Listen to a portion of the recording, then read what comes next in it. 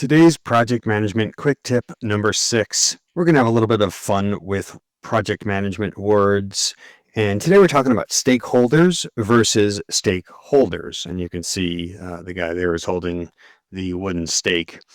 And so today's projects span multiple teams, departments, organizations. If you've listened to any of my videos, you know I'm a big believer in increased complexity, matrixed organizations.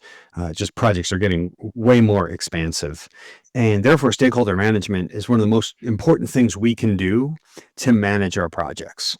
But not all stakeholders are created equal. Some are supportive, and others kind of look at you like they want to, like you're a vampire and they're Van Helsing, right? And they're trying to sort of stake you through the heart.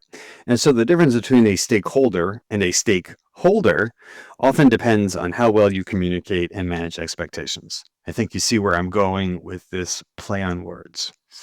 So it really comes down to knowing your stakeholders, which starts with mapping the landscape. Who are the people on your projects? What are their roles? What's their agenda? And what do they care about? And engage them early. Big believer in building relationships and fostering relationships with work and listening to them. People want to feel heard, and that's one of the best ways you can turn a skeptic into a supporter. So the best really approach of them not turning into one who holds a stake is to really do proactive engagement and building that relationship. And so the way you keep those stakes low, see, I'm continuing the phrases here, is no surprises. Stakeholders do not like surprises. That's when they turn angry and start lighting the fires.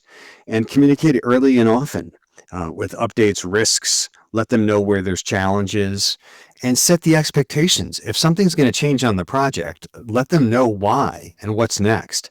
Or if they're asking for something that's not reasonable, you have to manage their expectations around what is reasonable and explain to them.